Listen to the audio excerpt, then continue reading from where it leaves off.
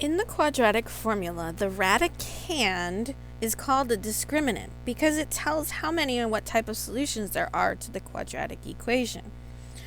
So if your quadratic equation is in the form ax squared plus bx plus c equals 0, then having these types of discriminants will tell us the number of type of solutions. So remember, the radicand, what's under the radical, is b squared minus 4ac. That's the radicand.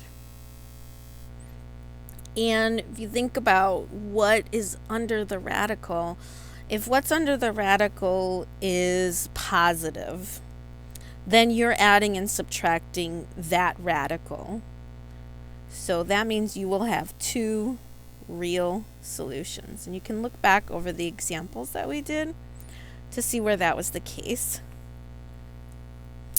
If what's under the radical is 0, so let's say it's -2 plus or minus the square root of 0 all over 2. It doesn't matter what these numbers are. What's important is that this is the square root of 0, which is 0.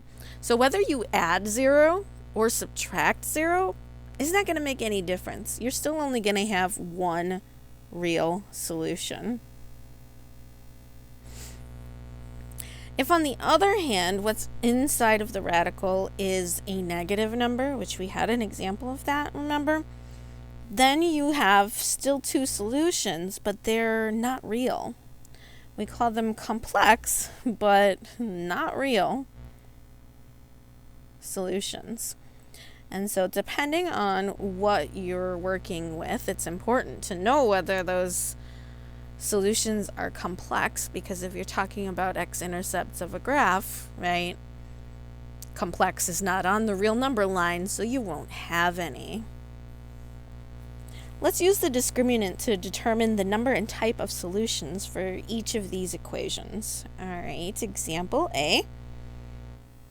We're going to first identify this is equal to 0, so A equals what's in front of the x squared, b is what's in front of x, and c is the constant.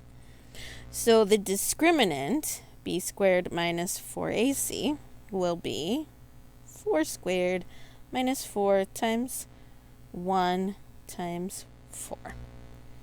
So that's 16. There's one negative, so minus 4 times 1 is 4 times 4 is 16. So the discriminant here is 0.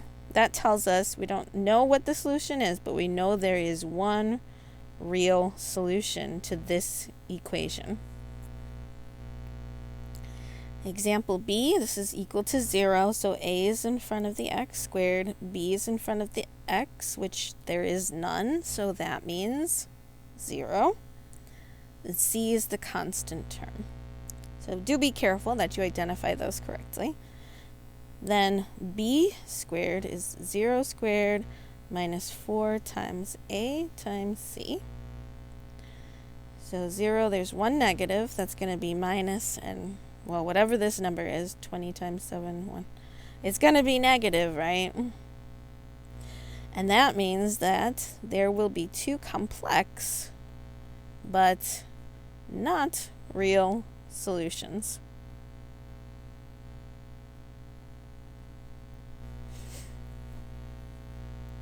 For example C, this is equal to 0, so we identify A is in front of the x squared, B is in front of the x, and C is the constant number. So our discriminant then is B squared minus 4 times A times C.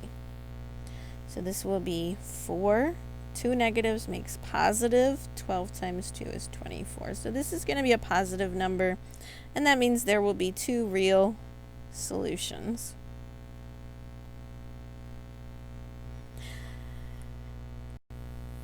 Examples of what the graphs would look like showing that type of solution is given here. So if you have a function where you have a quadratic equation, then if your discriminant, b squared minus 4ac, is greater than 0, so that means if it's positive, you'll have two real solutions, right?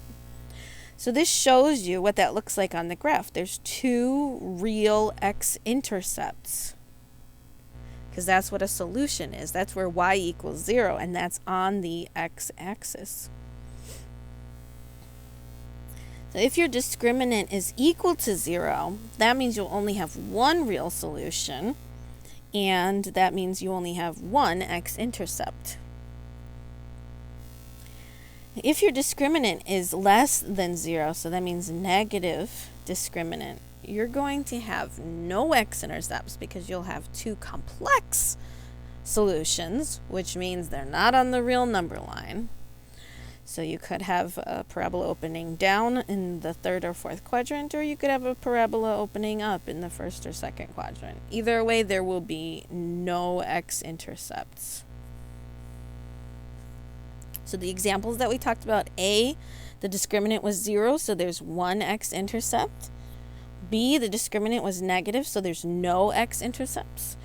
And C, the discriminant was positive, so there will be two x-intercepts.